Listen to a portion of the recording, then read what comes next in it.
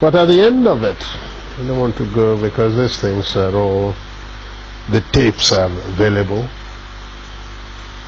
the records are there. In fact, only about 2 weeks ago I saw a set of the records again. The transcripts are available. But we talked about the Nigerian situation, and certainly at the end everybody says, oh, you told them this, you did that. The fact was that our case was so clear that I actually believed at the end of Aburi that the problem was not Gawan, but probably some ambassadors in Lagos who were pressing for something else. Because we understood each other. We agreed on every single point. The drafting was, in fact, my chief secretary with 2 other chief secretaries from the other side. They said, no. And drafted and agreed. We looked at it, we agreed. General Ankara read over the whole report again to us at the end, asked us if we wanted to amend anything. No. At the end of all that, the position was so good that actually Ankara drove Jack, Gawan and myself to the airport. Jack was sitting on his left, I was sitting on his right. He was in the middle. And in the course of that journey, at a point, General Ankara shook his head and said, oh, thank you. Thank you. If only we can go on like this, everything would be all right. I believe I was the one. As I do now from time to time, I go for the dramatic. Suddenly I picked up Gawan's hand, put it on Ankara's lap, brought my other hand, placed it on it, and I said, General Sir, hold us together, I want to say something. So General Ankara put his hand on top of the 2 hands, and I said, General, I want to assure you that I am totally satisfied with everything we said. I will even go further and say to you something I did not say at the conference, and that is that once we have implemented everything we have said, I would ask you for one favor and one favor only, and that would be to be the one to propose Jack Gawan as a head of state of Nigeria.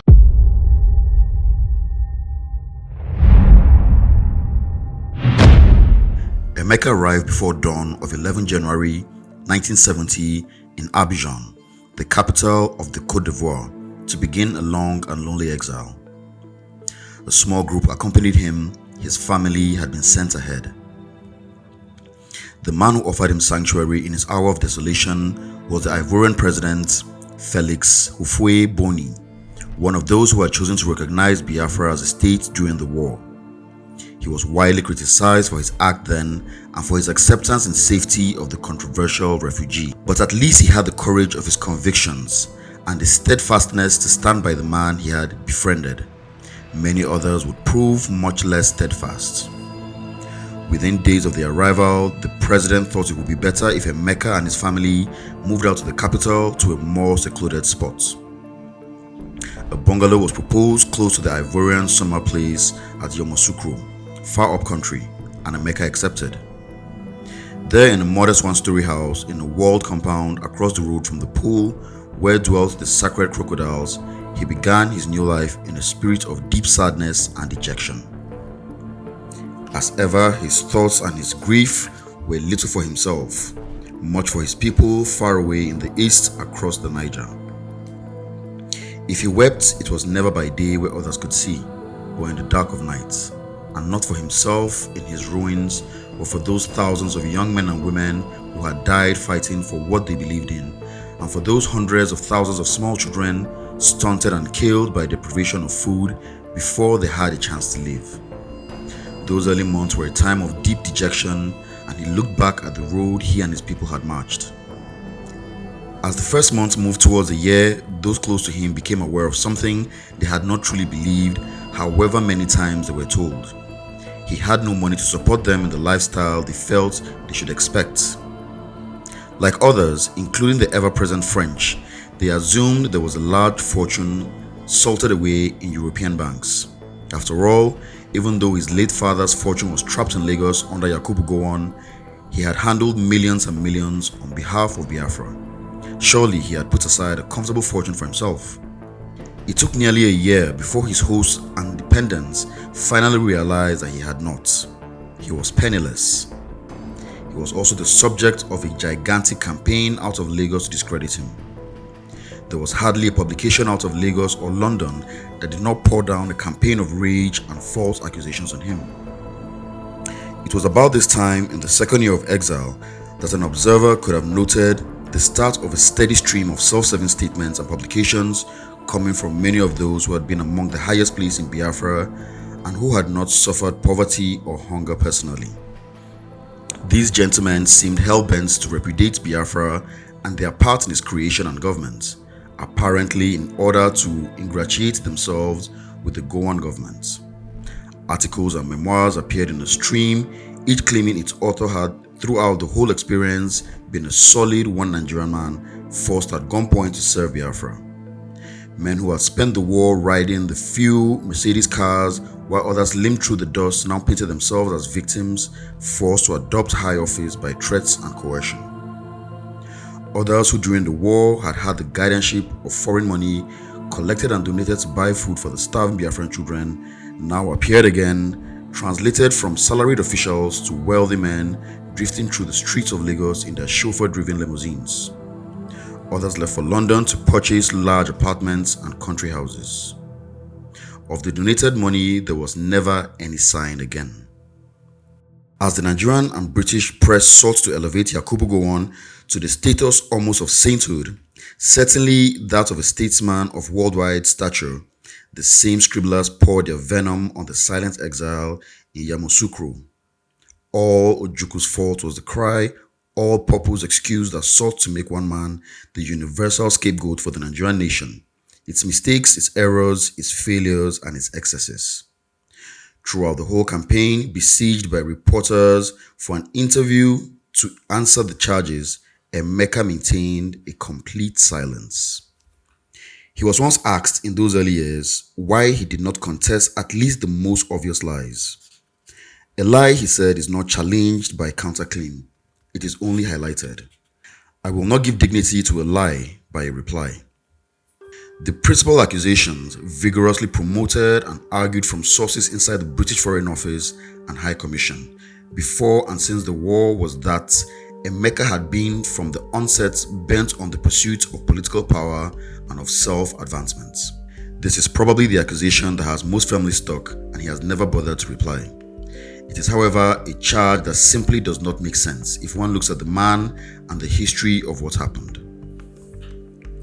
The fact is, a highly intelligent man and his worst enemies have never seriously called Emeka a stupid man, determined on his own personal advancements, would from July 1966 onwards have pursued just about any course of action except the one he actually followed. If he had simply wanted money, he could have quit the army and resigned the governorship of the East to take his father's huge fortune and live like a king for the rest of his life in or outside Nigeria. If he had wanted power in Nigeria, why not quit the East, bow to Gowon, and, as was in 1966 quite possible, take the number 2 slot within the federal military government? With his force of personality, most observers believed he could have become Gowon's right-hand man had he chosen to cooperate to the full. If he had been determined on succession and the leadership of a small nation all by himself, why not succeed in the immediate aftermath of those terrible massacres in the autumn of 1966? African and world opinion would probably have accepted this, with the memories so fresh. The Nigerian army then was utterly unprepared for a campaign, and the British government would have been much harder to put to justify its later massive military and political help to Gowon. It may be argued that the East was not ready in December 1966 either, but the fact is the gap of preparation actually widened in the next 6 months. Or again, if succession was the goal from 29 July 1966 onwards, why not begin then in secret the most intensive training and purchasing program? Why not establish concrete defenses on all the land approaches? Why allow the northern garrison troops to depart with their valuable weaponry? Why not delay succession until a far higher level of preparation had been achieved, pretending to go along with Gowon until the preparation were fully complete and offering a much better chance of success? For the truth is, the East pulled out of the worst moments for the political ambition of a self-seeking leader to have dictated. No attempt has seriously been made to answer these questions, so let this small book attempt some answers now. A highly intelligent, scheming, calculating man would have acted differently had his motives been for personal political advancements. Such a schemer would have either abandoned the Eastern people to their faith and changed sides, or arranged as a dictator that the succession should take place at the optimal moments under the best possible circumstances. The reality is, on the latter point, he did not govern the East or Biafra as a dictator. He was, through that spring of 1967, under increasing and intolerable pressure, and finally bowed to the clamor from the Consultative Assembly and Advisory Committee of Chiefs and Elders, that is, to the representatives of the people. He personally would have chosen a different time and place. As to the first question, why not leave the whole Eastern people in their mess and fully join the new Lagos regime, he answered it once in a single sentence. You simply cannot abandon, betray or sell a people who have put their trust in you and remain an honorable man. That the trust was present, no one seriously denies anymore. There were too many witnesses. It is accepted inevitably that no African people, least of all the disputative Easterners, would have fought the way they did, suffered the way they did, and died the way they did for a dictator who was forcing them. 6 times during that war, when the suffering seemed to be too much to bear, Emeka offered his resignation, the better to permit a surrender. 6 times the assembly and the committee consulted their people and brought back the answer: no surrender, we are prepared to go on. Did the trust die with defeat? Shortly after the exile began, so began also the arrivals of the first delegations. They came secretly, trekking through the national borders, presenting themselves by night, small groups, small men of no account in the halls of the mighty. From the townships, the villages, the bush, just to say, we have been, we have seen him, we have greeted him. It was enough. When it was safe, slogans began to appear on mammy wagons in the East Central states, beneath the eyes of Gowon's puppet administrator there, Ukpabi Asika. Painted words read, Agaracha, he who has traveled must return, while the Bintus were busy saving their skins, their careers, and their fortunes. Someone somewhere was trying to say something. In the 3rd year, Emeka raised a small loan, put down the deposit on 2 trucks, and began to work. Once again, he wanted to be free of the generosity of another. His host wanted to be his own man. The trucking enterprise prospered. By sheer hard work, he began to build up a business to maintain himself, his family, and his numerous dependents. Food had to be bought, education paid for. While he did so, he watched with sadness the deterioration of Nigeria under Gowon. Despite the tremendous oil revenue boom of late 1973 and onwards, he saw the growth of the institutionalized corruption of public life, the stupendous mismanagement, and the astronomical wastes. Not millions but billions were frittered away on crazy schemes like the cement scandal or siphoned into private fortunes. Enough wealth and resources in those 5.5 locust years to July 1975 were wasted to have made Nigeria the most prosperous, the most powerful, and the most influential nation in Africa, with a permanent seat as of right in the Council of the World. From afar, he watched Yakubu go on, prancing upon the world stage, flattered and honored by the same governments and business enterprises who were happy to pluck the Nigerian economy as a poultry plucks a plump goose. He saw it and noted it all, not with joy or jubilation, but with a deepening sadness for all that might have been, for all that Nigeria might have become. The strain of exile told in other ways. In 1973, his marriage ended, a state of affairs brought about first by the frequent and extended separations occasioned by the war and later by the existence in exile. By then, there were 3 children. A daughter, Memga, had been born in July 1967, the first month of the war, and there was a new baby born in Cote d'Ivoire, a boy, Ojukwu. First, he was allowed to travel from Yamoussoukro to Abidjan to supervise his business there, and after that he was moved to the capital permanently. His business began to flourish at last and expanded into supply of sand and gravel for the construction industry, dredging and house building. With a bank loan, he bought out a departing Frenchman and took over a running company in the same line of enterprise, into which his own firms were soon amalgamated.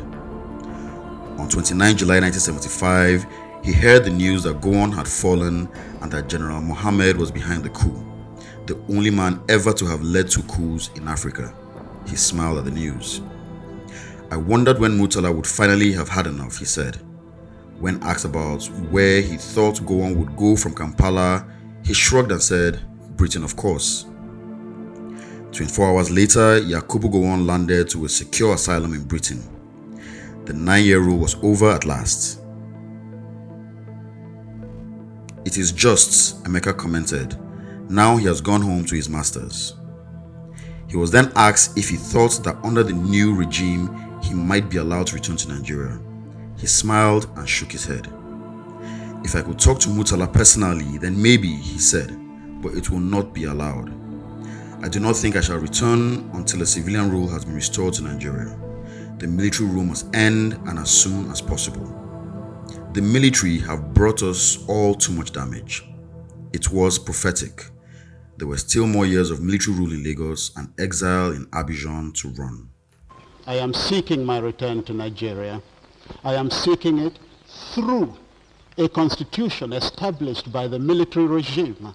I am seeking it through a national party in Nigeria, a party that transcends ethnic considerations. I am in fact a partner of other parts of Nigeria. The leader of the party for which I am standing is a northerner. There are many Westerners, there are Easterners in that party. I am in fact seeking a return legally and constitutionally into Nigeria, into a new Nigeria that I think I can serve. But nonetheless,